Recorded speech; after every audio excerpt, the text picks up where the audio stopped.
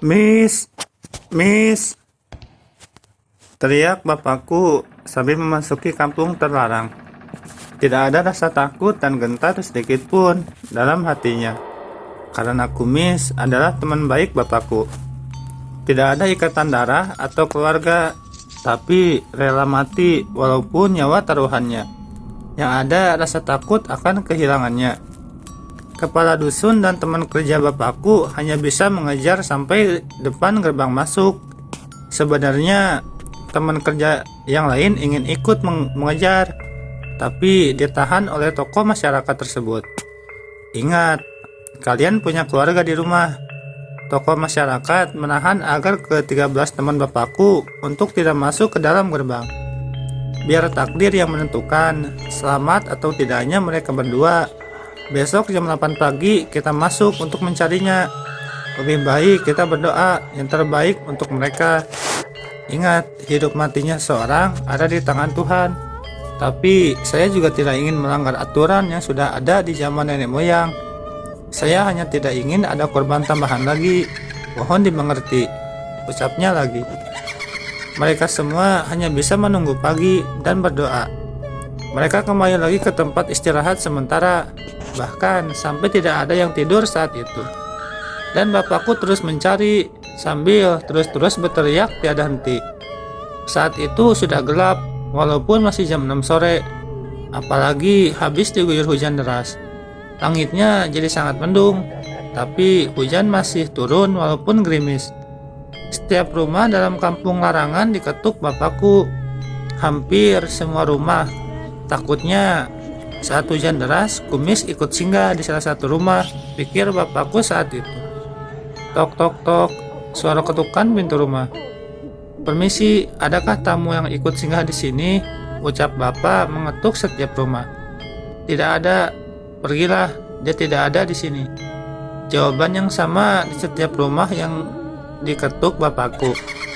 Kadang-kadang suara laki-laki dan juga kadang-kadang suara perempuan yang menjawabnya. Tapi mereka semua tidak ada yang keluar rumah, hanya menjawab dari dalam rumah.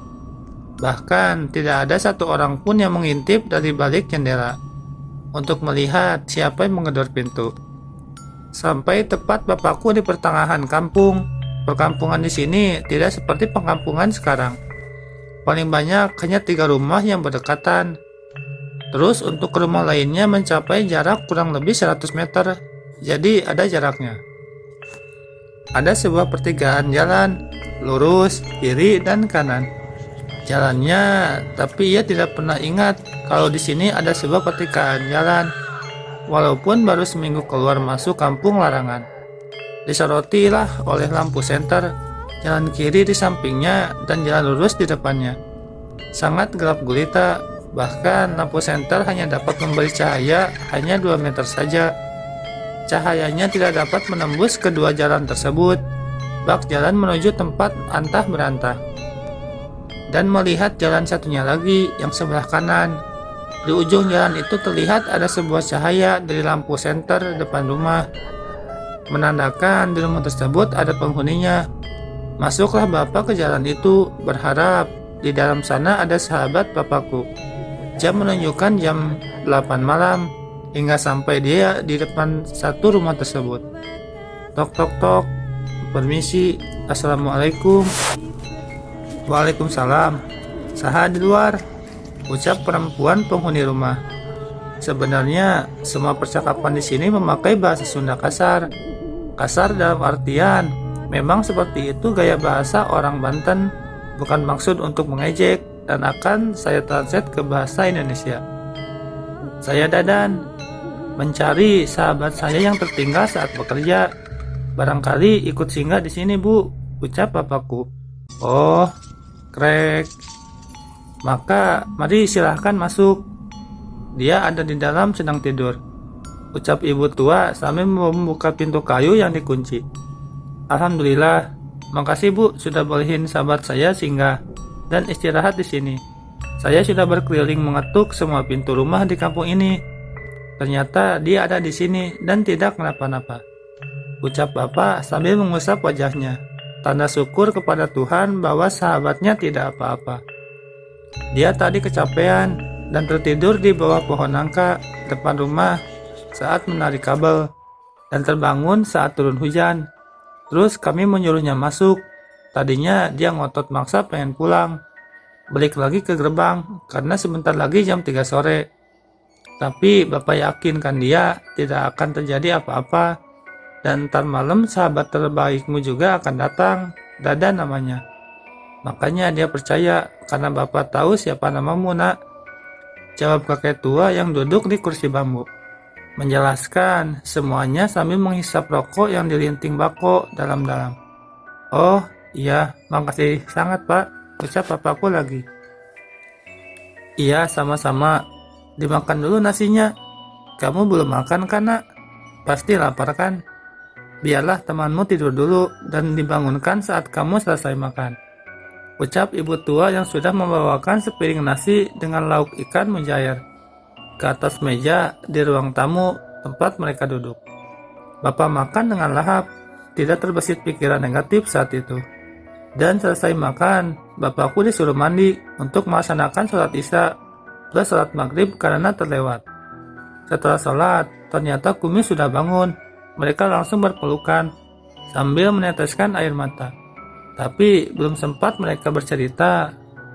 Duk duk duk, dag dag, dik dik, duk duk. Banyak suara langkah kaki di luar rumah. Bahkan tanah, kursi, semua isi rumah bergetar seperti ada gempa bumi. Di mana kau sembunyikan mereka berdua, kakek tua, nenek tua bangka? Kucengkram kepala mereka sampai mati. Hahaha. Mereka telah berani melanggar aturan yang dibuat. Mati, mati. Suara menggelegar di luar rumah oleh salah satu sosok tersebut. Jangan takut, ada Allah. Meminta perlindunganlah pada Tuhan. Mereka juga sama ciptaannya, Nak. Dan gak bakal bisa masuk ataupun bisa membunuh kalian. Percaya sama kakek, usap kakek tua sangat tenang. Sambil menghisap rokoknya. Dan si nenek juga duduk dengan tenang. Sambil menyikat giginya dengan daun sirih. Dan apapun itu namanya, jadi seperti berdarah mulut nenek tua itu. Mereka berdua pun jadi tenang, dan malah mereka menengok dari dalam jendela. Samar terlihat karena ada cahaya lampu sintir di luar rumah yang menyala. Ternyata banyak sekali sosok yang tinggi besar. Seluruh tubuhnya penuh bulu hitam, mata merah menyala, perut buncit, terus mondar-mandir di depan pagar rumah. Sambil berteriak-teriak, menggerutu kepada kakek tua untuk keluar dan memberikan kita berdua kepadanya. Berikan mereka berdua kepadaku, kakek tua bangka, akan kubunuh mereka, hahaha. Kemudian